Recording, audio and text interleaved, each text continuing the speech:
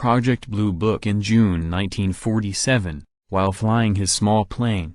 Businessman and civilian pilot Kenneth Arnold reported seeing 9 objects moving at high speeds through the skies over Washington's Mount Rainier. Widely publicized reports of Arnold's experience, followed by an increasing number of reported UFO sightings, led the U.S. Air Force to begin an investigation into the sightings, called Operation Sign. In 1948, the initial investigation resulted in the formation of Project Blue Book in 1952.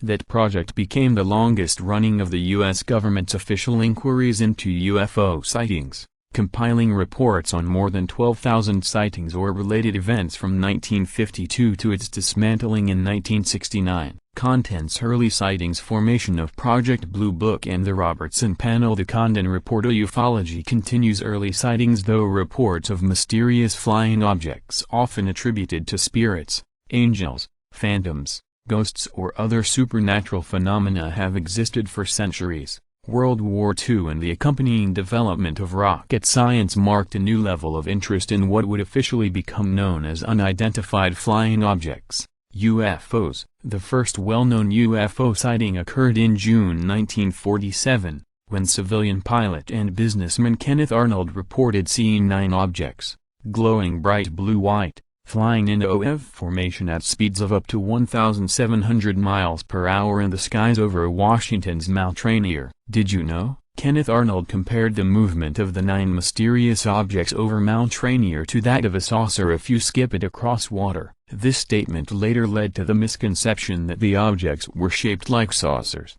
and to the widespread use of flying saucer as a synonym for UFO. After news of Arnold's experience hit the media, a rash of similar sightings were reported across the United States, including a highly controversial report of what appeared to be a crashed UFO near a U.S. Army base in Roswell, New Mexico. The Army claimed the object in question was the wreckage of a weather balloon, claims that conspiracy-minded ufologists would later dispute.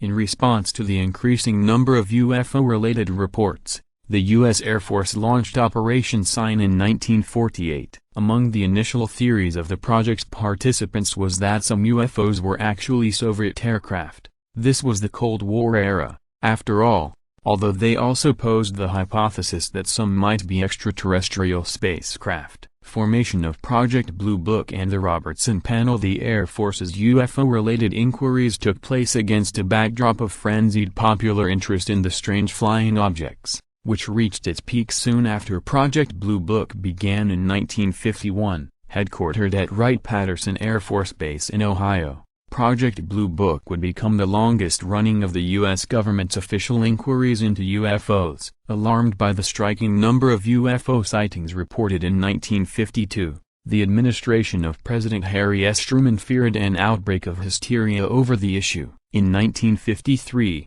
the Central Intelligence Agency, CIA, responded to these fears by assembling an expert panel of scientists, headed by physicist H.P. Robertson of the California Institute of Technology, to discuss the UFO issue. The Robertson panel met for 3 days, during which they interviewed military officers and Blue Book officials and reviewed photos and film of supposed UFOs. The panel concluded that there was no basis for the so-called extraterrestrial hypothesis, and that UFOs posed no security threat. Fully 90% of the sightings, according to the Robertson panel, could be attributed to astrological or meteorological activity, or to man-made causes such as balloons or searchlights.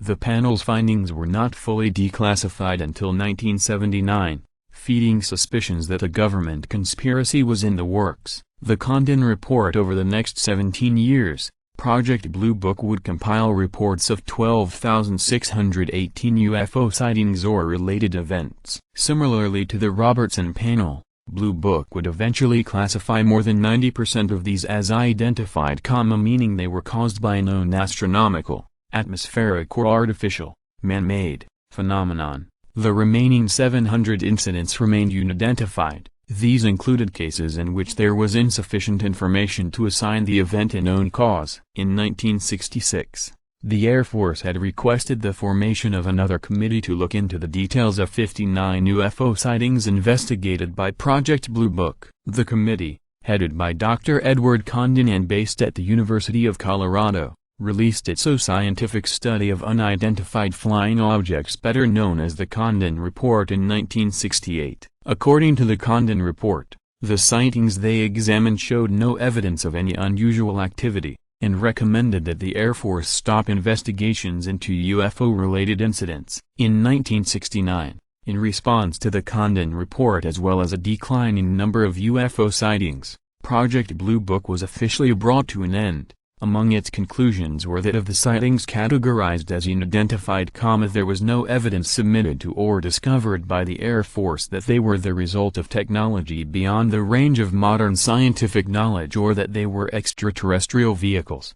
Ufology continues despite the dismissive attitude expressed by the Condon Report and the subsequent dismantling of Project Blue Book. Civilian investigations into UFOs continued, as many ufologists were dissatisfied with the government's conclusions. In 1974, the astronomer J.